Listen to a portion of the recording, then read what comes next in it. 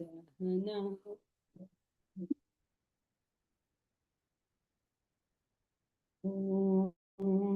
सहना भवतु सहनौ पुनक्तु सह वीर्यं करवावहै तेजस्विनावधीतमस्तु मा विद्विषावहै ॐ शान्ति शान्ति.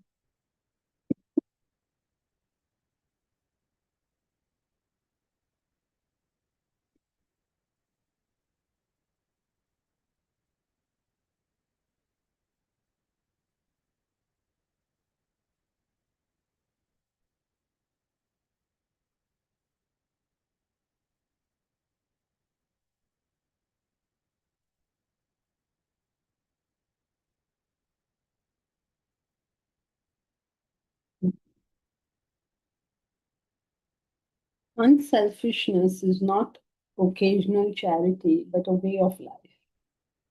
Wherever you meet anyone, whenever you see anyone, whenever you're interacting with anybody, in any circumstance, in any situation, you're only thinking of service. You're not thinking of anything else. This is the lifestyle that a spiritual sadhak requires. You cannot say, I am a spiritual sadhak, but I'm going to think of myself. It's not that you're not thinking of yourself, but the accent is always on service. It's not like you're being an idiot. Okay, bell, mujhe maar. Here, take all my money away so that I live in poverty. It's nothing like that. It's just the accent. Where is your accent? Of course, you have to take care of yourself. You have a body. Have you not got to take care of it? Get up in the morning, you have to brush your teeth. Then you have to have a bath. Then you have to do your exercise. You're taking care of your body. But what are you taking care of your body for? Where is the accent? That's the important thing. Are you taking care of your body to become Mr. Universe, Mrs. Galaxy? Are you taking care of it for that? Or are you taking care of it because you're applying it towards the higher cause?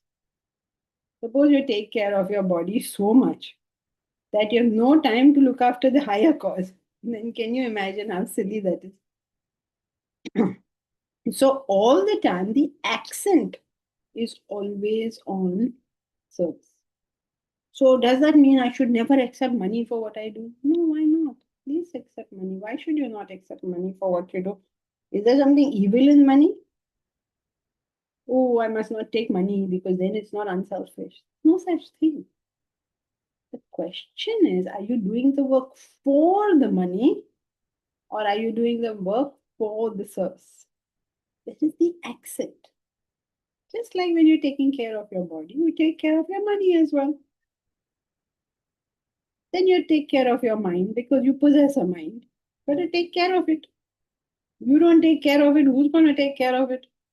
If your mind is crying and crying and crying over something, shouldn't you not handle that issue? No, no, no, it's my mind. We'll ignore it. No, you can't. You take care of it. You have it. You're using it. You take care of it. You have an intellect. You have to take care of your intellect. If your intellect doesn't function, what are you going to do in this world? So it's not that you're not taking care of yourself, it is that your accent is on something. That lifestyle is a spiritual lifestyle. Everything else can be different between us. Somebody will be a man, somebody will be a woman, somebody will be black, somebody will be white, somebody will be pink, somebody will be green. So, what is that got to do with your spiritual life? Somebody may be an intellectual, somebody may be pretty dumb. What does it matter? Somebody may be very successful, not successful, all immaterial. Can we live our life with that attitude of service? Now, how to always have an attitude of service? The best and easiest way to do this is to have an ideal in life. Because then you're spending your life working for that ideal. You're being unselfish, it's automatic. You're not doing anything special, you're just living your normal life and you're being unselfish. So now the question comes, how do you find that ideal? Most people find it incredibly difficult to have an idea. So, what can you do? How do you locate your ideal? You look at your own bank of desires. We all have a bank of desires, millions and millions and billions of desires. Now, according to you, which of your own desires is the highest, the best, the noblest, but realistic for you? What is that? Once you've identified that, that becomes your ideal in life. Now, when you say I have an ideal, you must be willing to little sacrifice for that. Not just the moment things become uncomfortable, we run away from the idea. No, there is discomfort, but it will be pleasurable discomfort if we are doing this correctly.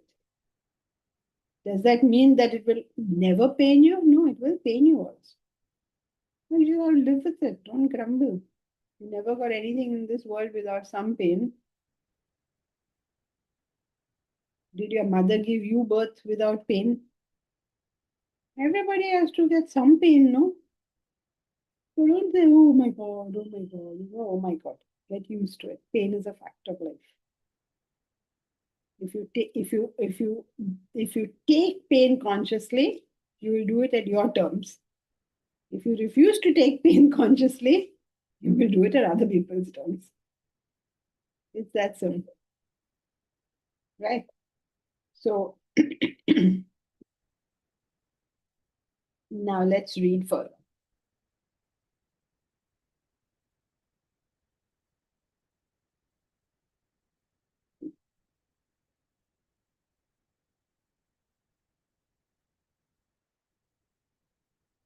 So we did that, right? So find something that inspires you, something that you think is worth doing. What is your most valuable desire? What can be your highest contribution? What do we have to offer to the world that the world would like to have? Is there an intersection between what we have to offer and what people need or want?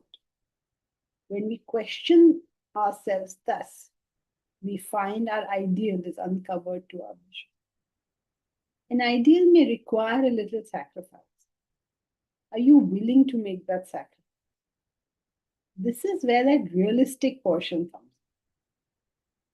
whatever your ideal is, it's going to take some sacrifice. So when you say, is it a realistic ideal? The actual question is the sacrifice I'm willing to make realistic? Means, can I make that sacrifice? That's the realistic part of it. Some people think the realistic part of it is to do with our abilities, with our resources, with things like that. Not true. I mean, of course, you can consider all of that, but the real thing is, are you willing to make the sacrifice that your ideal is asking you? Is that sacrifice realistic to you?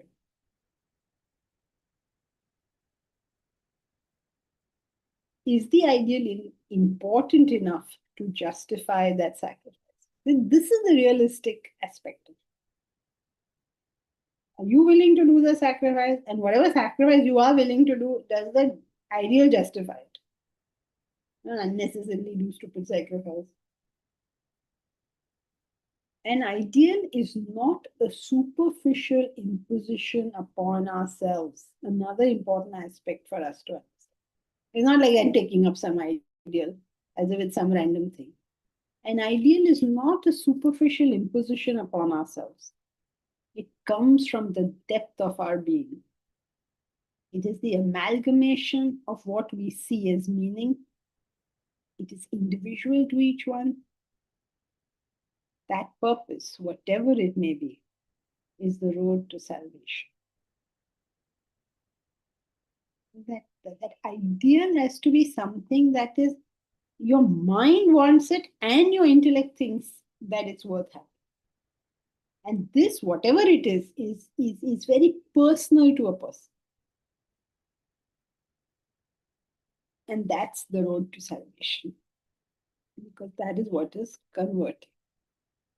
Now, sometimes it may happen that a person is simply not the kind of person who sets goals and is an achiever and something that's not designed like that. For that small section of people for whom that is not, what should I say, comfortable or not, that's not how they do things.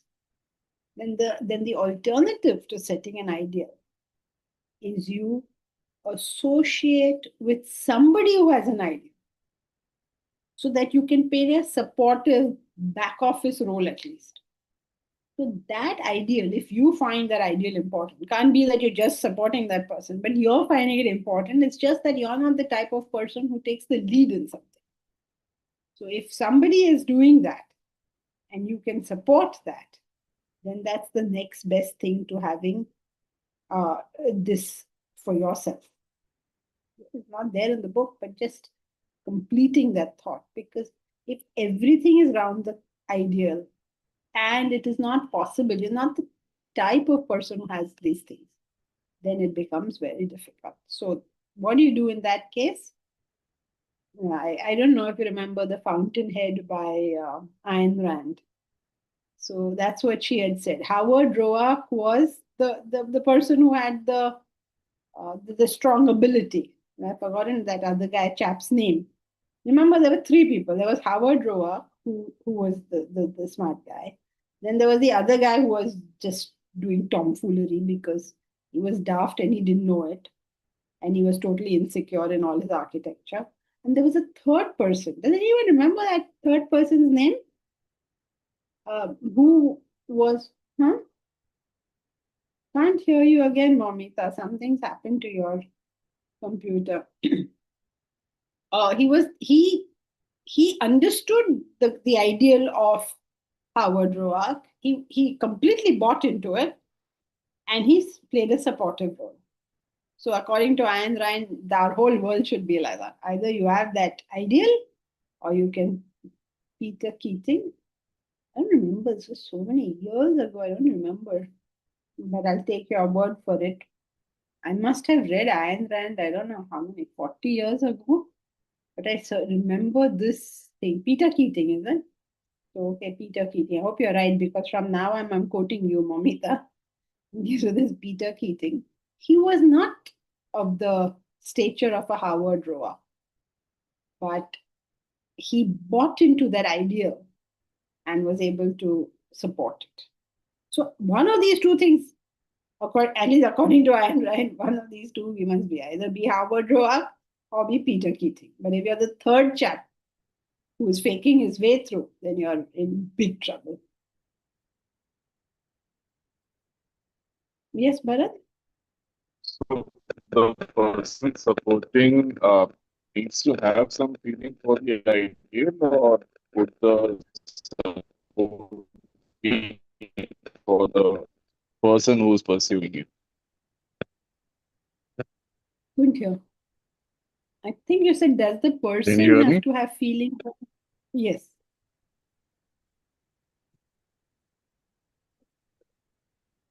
You hear me now? sort of. You can repeat your Yeah, the question. question was that the supporting right.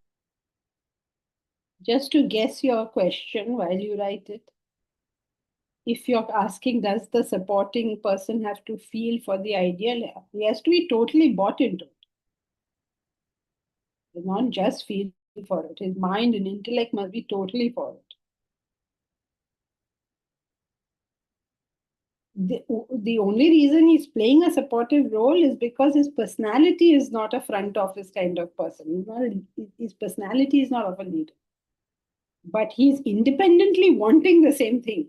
It's not that he's following an individual. He has appreciated the ideal, he's appreciated this person can do the ideal, and now he is about it. Because that's not his personality.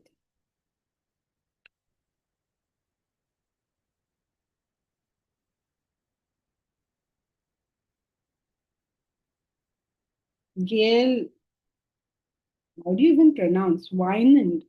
Gail Wyman. Okay. So Bharat, that would require that kind of vision. Of course, it's the vision that matters. The supporter has to have that vision. It's just that his personality is not like the front driver's seat. The only difference, otherwise, the vision is the same. His feelings for it, his understanding of the importance of it, all that is the same. But it's just that his personality is of a different type. And it's not less or more. I mean, it's not that if you're not a leader, there's something less about you. There's no hierarchy in it. But the important point is each individual needs the vision. If you don't have the vision, no, you're asking for trouble in life, really. Okay, Bharat?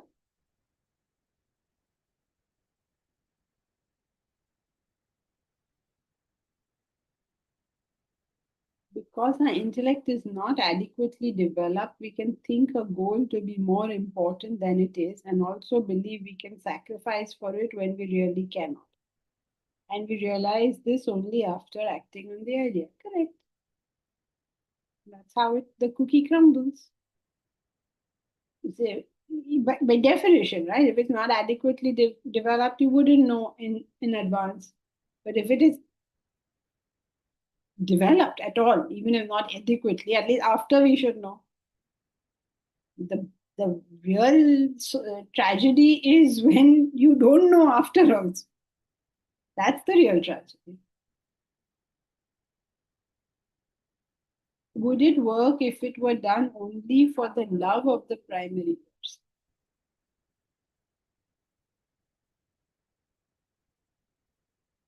It would work as long as there is love in the way described by Vedanta, not attachment. If you're attached to the person, it won't work. But if you love the person, it will.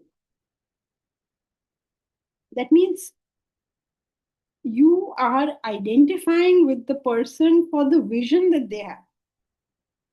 You appreciate the sense of sacrifice or the sense of values or whatever. Okay, so what we need is that higher vision, right? So this love is for that higher, whatever, whether it is the individual or it is a task or whatever. It's the higher element that's doing the job.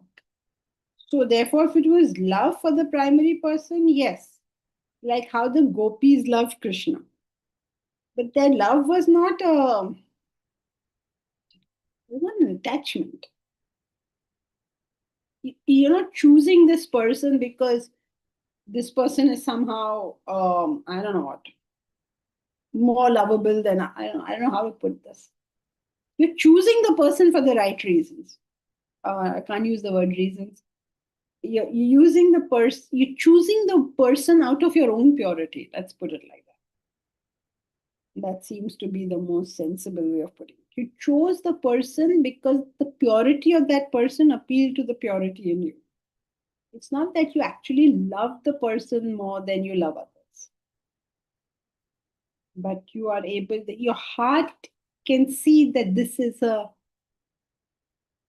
Okay, how does one put this? So yes, to answer your question, answer is yes, as long as it is love.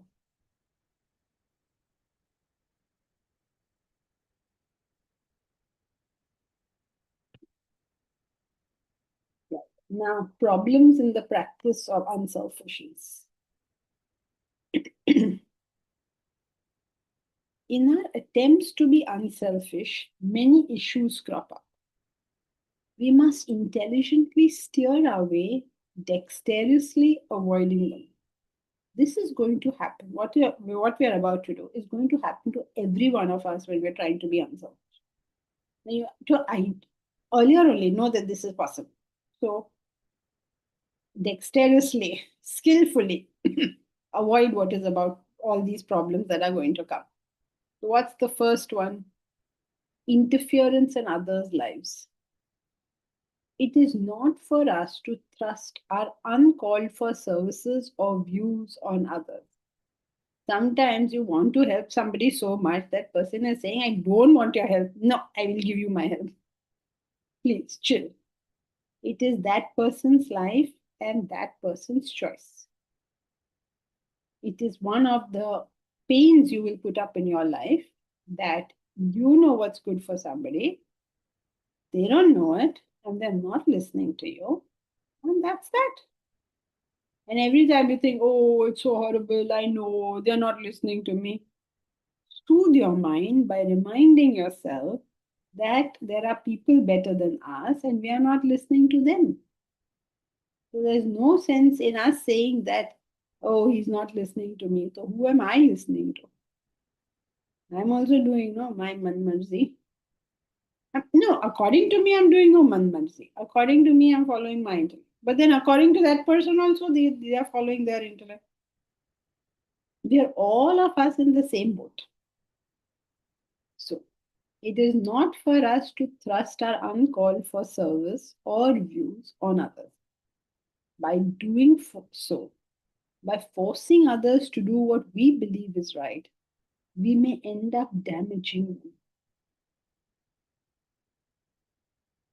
It is like a teenager forcing a child not to play with toys. If he succeeds, he'll damage the child. Because his understanding is, oh, what a stupid toy. Look at what I'm doing.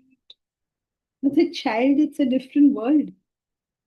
And if you're not an adult, you're not getting the difference.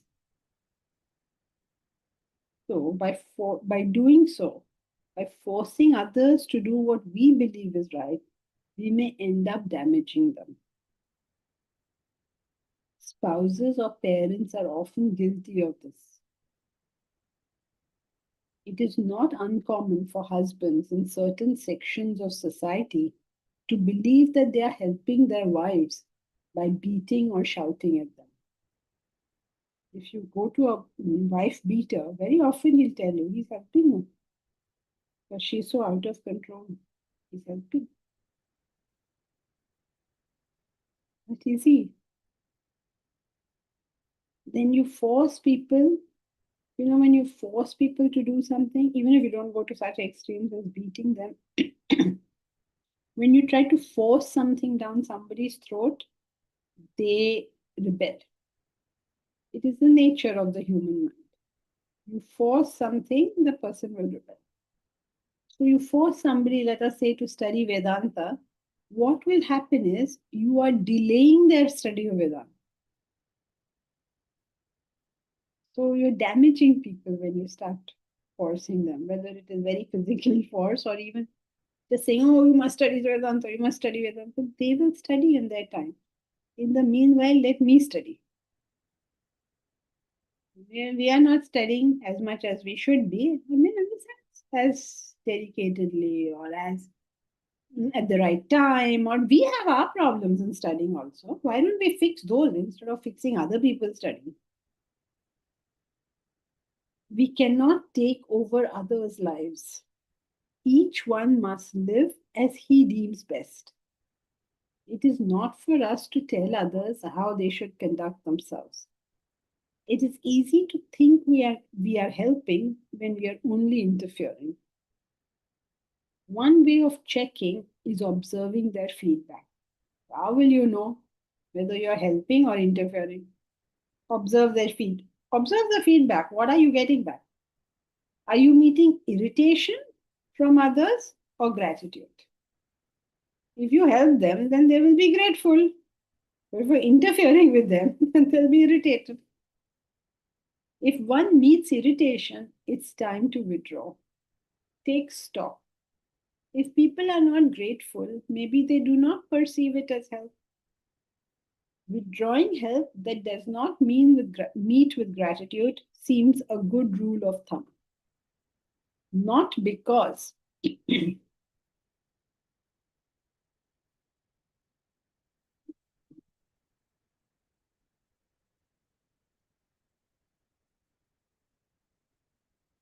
one needs gratitude, but to ensure that one is not encumbering others with assistance they do not seek.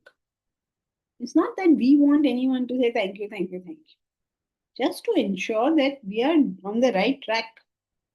We are not encumbering others. We are not troubling others by in doing what we call helpful. We may need to modulate our actions. Helping, like everything else, is an art. If one breaks the cocoon for the caterpillar, there won't be a butterfly. Helping cannot mean crippling others or creating negativity in them. You do so much for your children that they can't handle their own lives, or you do so much for your spouse that they can't manage anything on their own. How are you helping by crippling people or creating negativity in them? You keep doing till they become actually Rakshasas, asking for more and more and more. How are you helping the situation? So, helping is an art. So, first one is that let not helping become interference. Second one is unselfishness also cannot mean self torture. Many people think that you have to hurt and hurt and hurt and cry, and everybody will say, oh, I did this for my husband, I did this for my wife, I did it for my children, I did it for my mother in law, I did so much for all these people. But who asked you to torture yourself like this? One lady told me, when I got married, my mother in law used to make me do jharu pocha, sweep the floor and swap it. And I used to do this every day. If, according to you, that is beyond what you can do, please find yourself an alternative. Don't say, oh my God, main bichari. No, no, I can't. Okay, then suffer. Then I have nothing to say. If you want to suffer, nobody can stop you from suffering. Many people love suffering. They love to see themselves as a victim of some really horrible thing that happened to them. मैंने ना किया, मुझे क्या मिला? When we were kids, we used to laugh at this stereotype, and then we became it. Yes, they say now we become our parents. We hear all this stuff. First, what is that nice thing? When we are young, we love our parents. By parents means any love them. And when we grow up, we judge them, and sometimes we forgive them, and finally we become them. All the things we said. I remember my mother used to say to the bhaji wala, is this is good? And I still look, why are you asking him as if he's going to tell you whether this thing is good? Bhaji wala is the vegetable man now, Wendy. Vegetable man says, oh, very good, very good. She'll say, yeah, is it good? Very strict. Is it good? And he'll say, yes, madam, it's very good. And I say, why would he say it's bad? And now my husband tells me the same thing. Why are you asking him whether it's good or not? I'm also saying, acha hai na? Then good. Saying, very good. It's such a good fruit you will never have eaten, madam. Say, no, man, rotten fruit also is the same thing. Become your parent. Bharat, is an irritation a constant response for a chronic complaint? How is that a yardstick? Bharat, maybe the person is a chronic complainer because you are interfering in their life. Have you ever considered that option? Try not telling them and then see if that chronic complaining decreases. Then maybe sometimes we don't know. Can you imagine a person is complaining, and so you say you're a chronic complainer, but actually I'm complaining because of what you're doing. So let's stop and see. So good, Bharat. Experiment. Tried middle part, tried this, tried that. That's why that person is complaining because you're trying so many things. Leave the person alone. They are saying, Arey, again he's come up with a new idea. There's this very funny video which I think you must see it.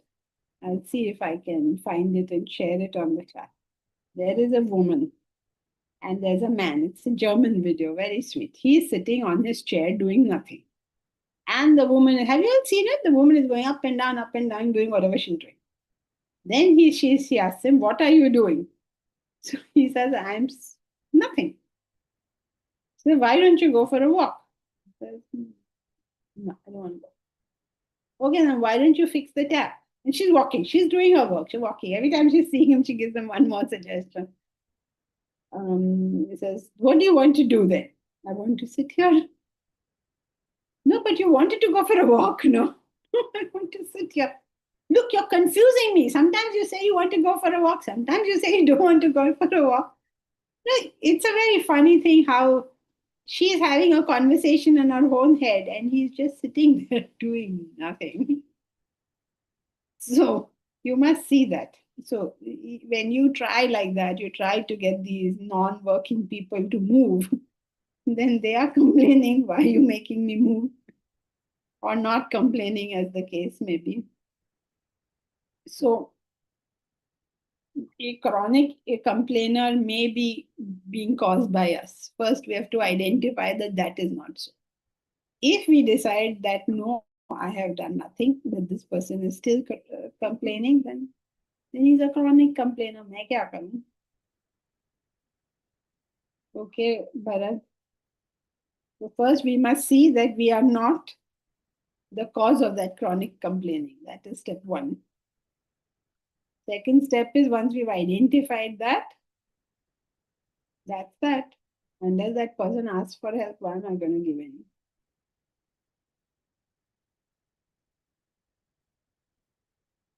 Okay. So first one was don't interfere. Second one is don't torture yourself. Janki ma'am, Yeah. often eagerness to speak converts into excitement and find then we spurt our ideal to others. So without assessing whether other person understands or not, we just get excited to vomit out.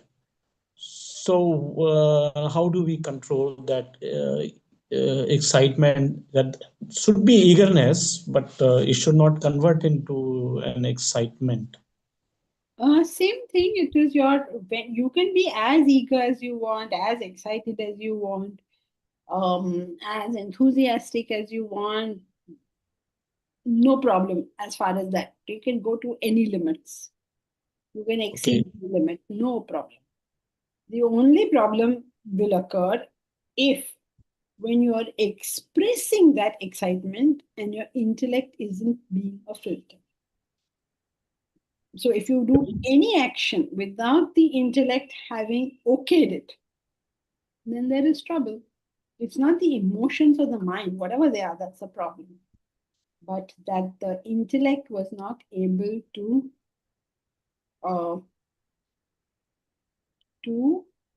filter before execution of the action. So answer is the same as every Vedantic answer is. Okay. Sometimes just situation triggers it, no? Somebody triggers it. So one just speaks out. So one has to assess it before you are getting triggered by. You have to know this is a trigger and you have to decide what you're going to do about the trigger the next time the trigger comes.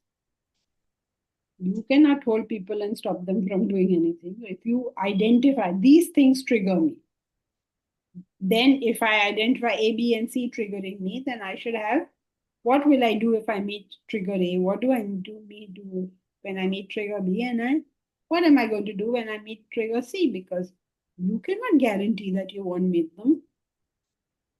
In fact, the more they trigger you, the more likely you're to meet them. Yes. Thank you, ma'am. That is a good response for the complainer. मैं क्या करूं? Okay, try. The complainer, if he's a complainer, he will say, वही तो problem है, तुम कुछ कर नहीं रहे हो. There is no, you never get into that with complainers. They will find something to complain about. Only thing is, I have to ensure I am not the cause of it. That's my role.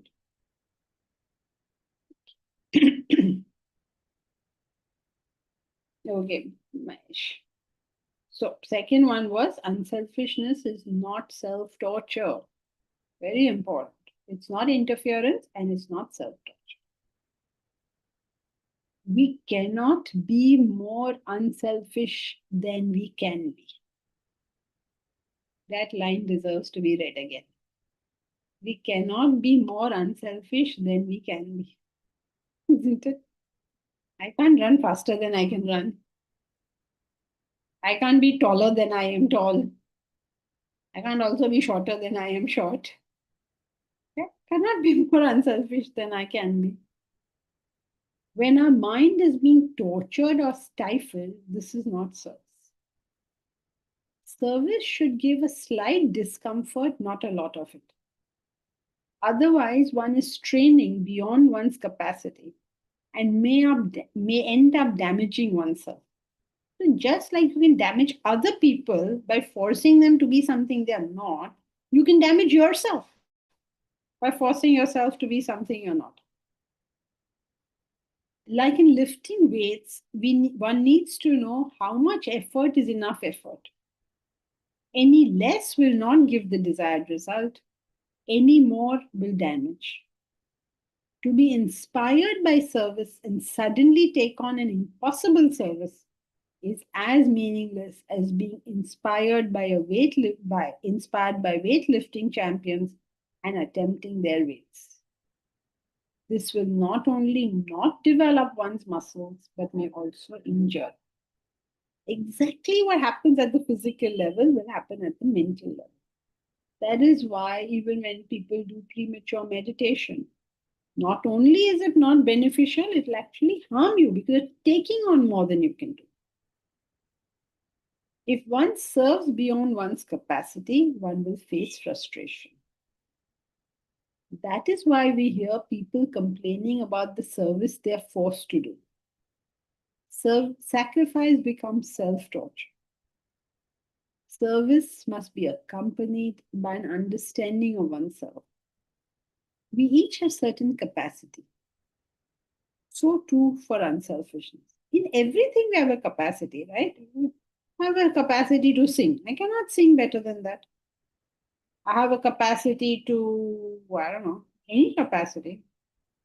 I can't do better than that capacity. At least not for the moment. When our capacity grows, I'll do better. But at the moment, this is my capacity. Just like we have a capacity in all things. What speed can I run? How much can I sing? How much can I speak? How much can I eat? How much can I sleep? I have a capacity for everything, right? Which, like today's capacity. I'm not talking about what you do and develop your capacity. Today, this is your capacity. And just like that, and unselfishness also, that is a capacity. Today, we each have a certain capacity. So too for unselfishness. We cannot exceed that suddenly. Growth cannot be fast forward. To do better requires further training and knowledge. Today, we can only do what we can. Being authentic to self is critical for any service. While it is nice to be in a fast moving vehicle, the vehicle must be capable of that speed. Otherwise, the vehicle will be damaged and may meet with an accident. Isn't it? You are driving the car faster than its capacity. You are flying the airplane faster than its capacity. And you damage it. Helping cannot mean ending up frustrated and unhappy. It should unfold the joy of heaven, not make us captives of hell. It should result in receiving the abundance of divinity, not the torment of the devil.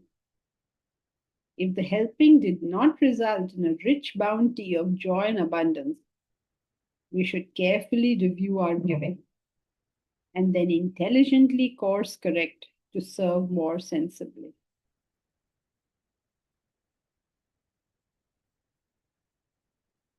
Prashant Nair. Here, capacity means intellectual level. No, capacity to serve. Whatever is our capacity to serve, to be unselfish, don't exceed that. Just like in everything else, right? You have a capacity to work, a capacity to run, a capacity for everything. So, like that, you have today also. You means all of us today have a certain capacity to serve. You can't exceed that. Yes.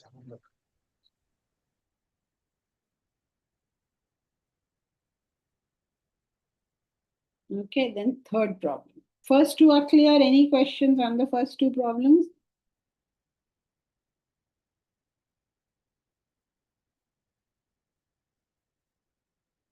Problem number one. You start interpreting. Sorry, Janki ji, just a little. So, in that poem on giving by Khalil Gibran, he says that you should give till it hurts.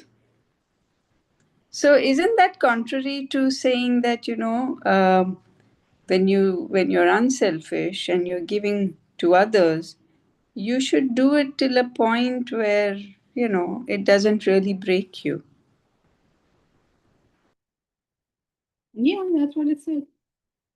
You give till it hurts, but don't give till it tortures. So your capacity, it's like same as weightlifting, na? So you pick it up till you can feel something. You're feeling it. But that feeling is not killing you. Otherwise, if you do something that is really very troublesome, then you won't be able to weightlift for another 6 months. So yeah, you have to do it till it hurts, but not do it till it tortures. Now you'll say where now what how to answer. How do you draw the line? Yeah. That is your everyone's individual discrimination. Correct.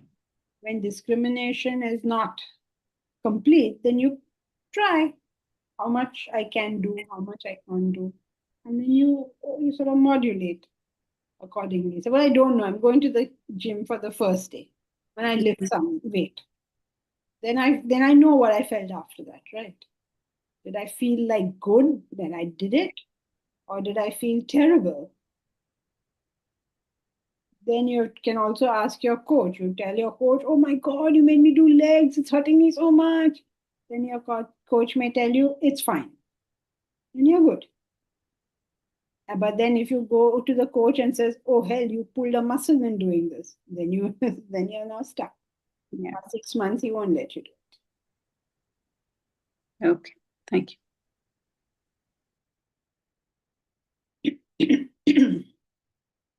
So either one's own discrimination or a coach's discrimination. Then comes the third one, addiction to unselfishness. One of the keenest pleasures that a person can experience is the pleasure of doing good for others. One of the most dangerous things you will find. Doing something for somebody, being of service, helping somebody. One of the keenest pleasures a human being can enjoy. Sidney Carton, in Charles Dickens' classic book, The Tale of Two Cities, gives up his life for a relative stranger. In fact, for the person whom his beloved loves. You know that, right? Darnay was loved by the girl that Sidney Carton loved. And if Darnay had been removed from the scene, then Sidney Carton may have stood a chance of winning the girl he loves. Sidney Carton stood to gain the love of his life if Darnay died. Yet Carton made the ultimate sacrifice to rescue him. And these were Sidney Carton's immortal words at the gallows. It is a far, far better thing I do than I have ever done. It's a far, far better rest I go to than I have ever known. He's dying. He says it's the best rest. How many of us will feel that when I'm dying? Everyone, there's a natural survival instinct will kick in. No? You won't think of it as rest. The pleasure of good deeds is indeed indescribable. Thus, sadly, addiction to this pleasure becomes a very real danger. We don't often see examples of this because of the paucity of service-minded people. You say, well, I don't understand this. Where do you see this? But such service-minded people are rare. And that's why we don't see it. Most people haven't experienced the joy. But those who have may get addicted to serving. Consequently, they serve for the joy and not for the people. Very dangerous state. Now you started doing it because you're enjoying it, not because it's for another person. See, it's become about you again. If one finds this happening, it's time to upgrade the service. One should always feel a slight degree of effort in service. It should be slightly more than what one can do comfortably. If you keep at that level of comfort, no doubt you'll enjoy it, but there'll be no growth. And you are in exactly the same position as you had been earlier. This is a tragedy of these things. Ramatita says this line he says, you gave up 100 copper coins and picked up a silver one. So you are exactly in the same place you were earlier. Much like exercise, it serves to increase our strength only if we push ourselves a little. In unselfishness, when something is all joy and no effort, it is an indication that we have to increase our area of identification, raise the cause. Otherwise, one stagnates and experiences its negativities. In due course, of course. So when you find that it's all pleasure and no pain, you can't say, okay, then what should I do? Shall I stop service? No, increase the service. Increase for whom you're doing it. Then that effort will come back. Increase the circle of identification. Because we settle down, no? Every one of us loves to settle down. Wherever we are, settle down. Nature of the mind, wherever it goes, it gets attached. It will not move from there. It will do that. Then in service, it does that. Then same problems will start. Only it will take a little longer, so you'll have wasted more time.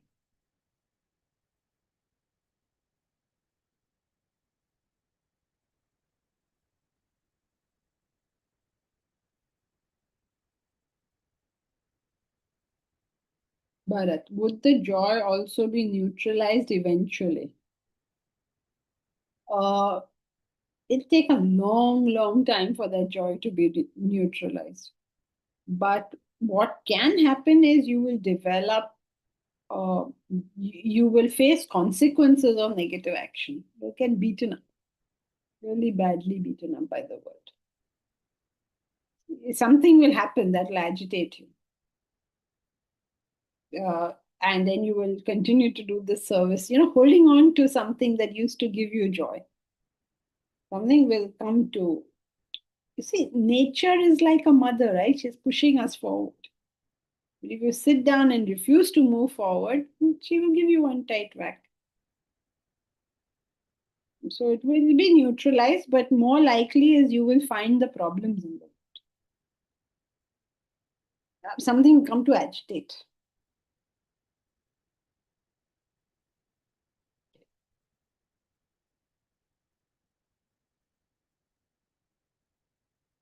Then fourth problem we meet when we are being unselfish is it's not unselfishness, but foolishness. We believe that we are being unselfish when we are just being stupid. We believe that the good suffer. We have seen it happen. But take a pause. Is it goodness that has made a person suffer? Is that possible? If we submit to a bully, is it our goodness that is making us suffer? How can giving in to wrong things be good? No person has suffered because of goodness, but only out of weakness or foolishness, impersonating goodness. If one neglects due diligence, one is bound to be cheated. If one does not lock one's cupboards, one is asking for theft. A Sufi saying is first tie up your camel and then pray to God. Is it good to provide a conducive environment for others' negative propensities?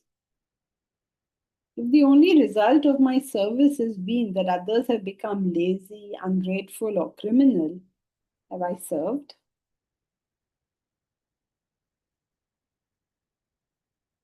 First tie up your camel and then pray to God. They say people think Sufis are idle dreamers. Listen to what they're saying. They're not just, let the dervishes just dance around. They're not dancing around.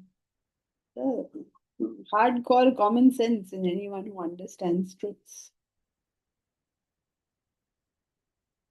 Are good people taken for a ride? Were Rama, Krishna, or Vivekananda?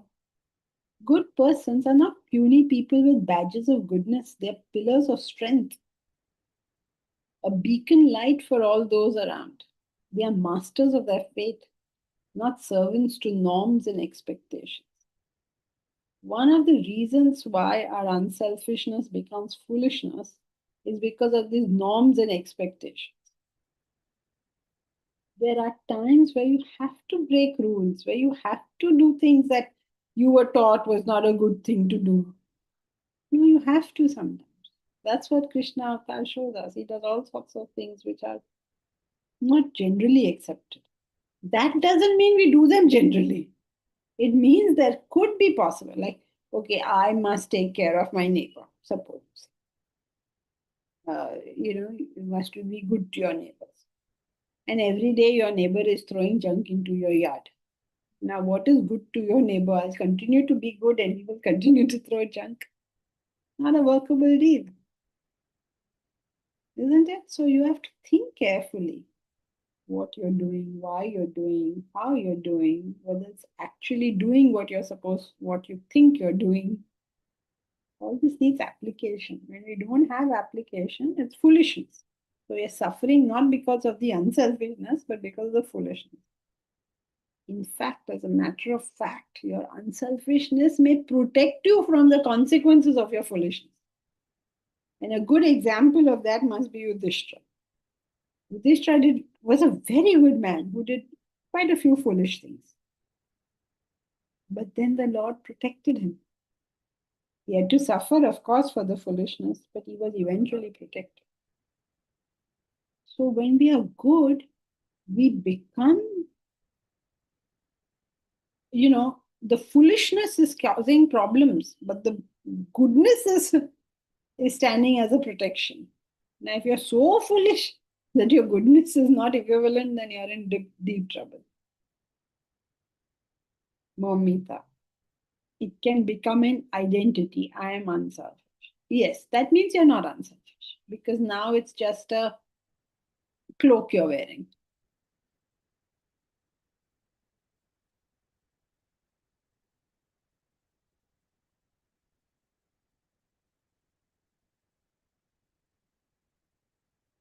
The purpose of unselfishness.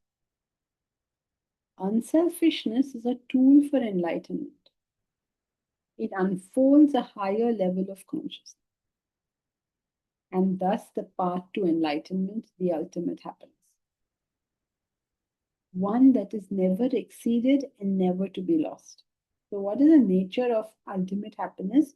You cannot exceed that happiness, and you can never lose that happiness. In this absolute expansion of awareness is the true purpose. It is this absolute expansion of awareness that is the true purpose of unselfishness. So, why have we to become unselfish? Let's not forget it. We are becoming unselfish, not because the world requires our service. We are becoming unselfish as a tool for enlightenment. If our awareness has to grow, if we have to become something worthy of being called a human being, then this is what is growth of human beings. So your unselfishness, the real effect that is to come out of it is that you're closer to realization. You're closer to enlightenment. You're closer to moksha. And then what are you being unselfish for? Just to become a little happier than everybody else. Big deal. Just to become a little more successful than everybody. Big deal. The real purpose of unselfishness is enlightenment. Yet, unselfishness alone does not deliver us to the final destination. We need intellectual clarity too. For a complete mind, the mind requires the governance of the intellect. However good a mind is, it is still blind. Okay, so we did currently we were doing the first principle of happiness, which is that the mind should become unselfish. But you can't leave it at that, because then all these other problems are going to follow, right? For a complete life, the mind requires the governance of the intellect.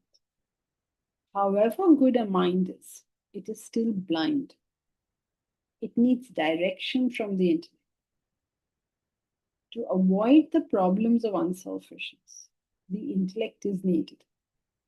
The next chapter delves into this. Mental purity and intellectual strength together take us on the path of reduction of desires and thus eternal happiness. Remember, this is a book on happiness guarantee. So what will guarantee it? That the desires are gone. So what does that manifest as? The mind is pure and the intellect is sharp. These two things have to happen together. If they don't happen together, life is tough.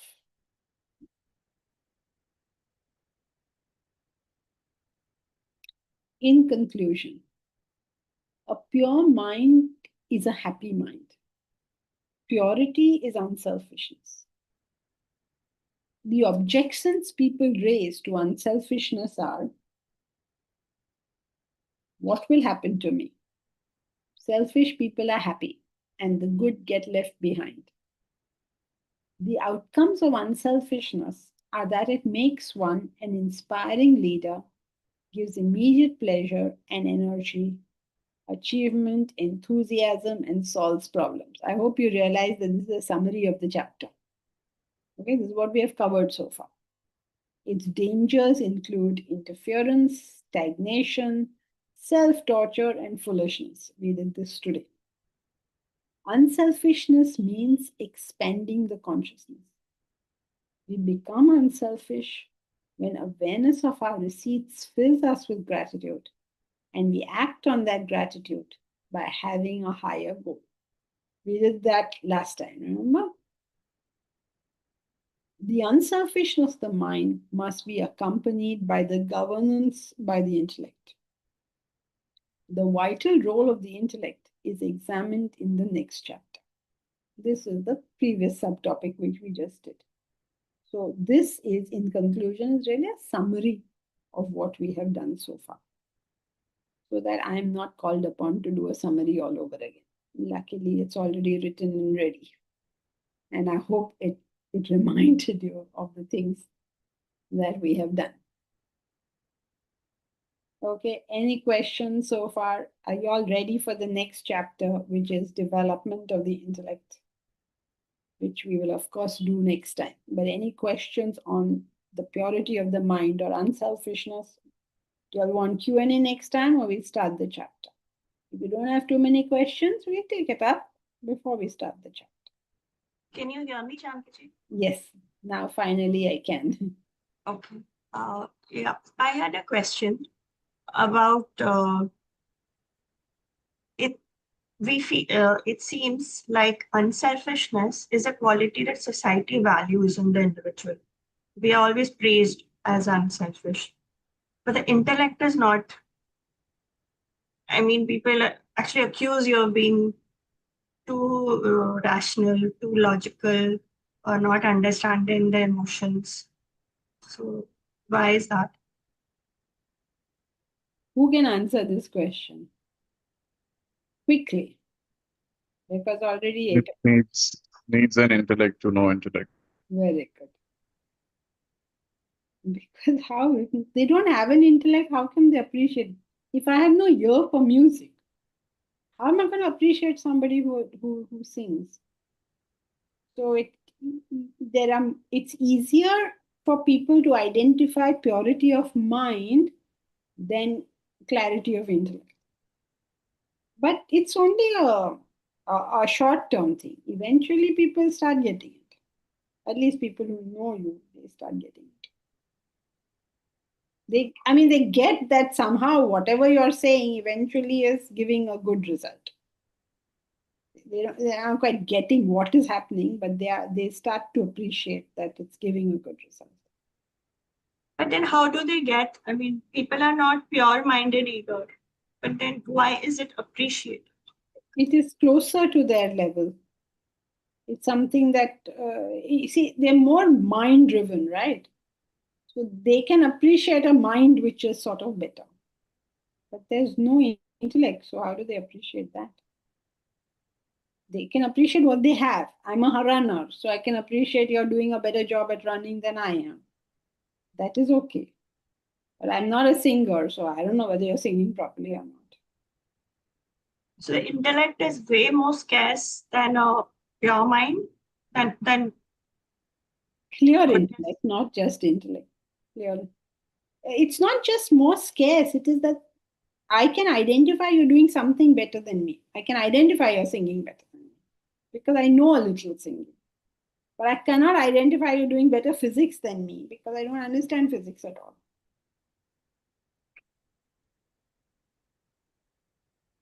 Okay, so that's it for today. Hari Om. thank you, Jankaji. Hari Om Jankaji, thank you. Thank you, Jankaji. Jankaji. Thank you. Have a good week.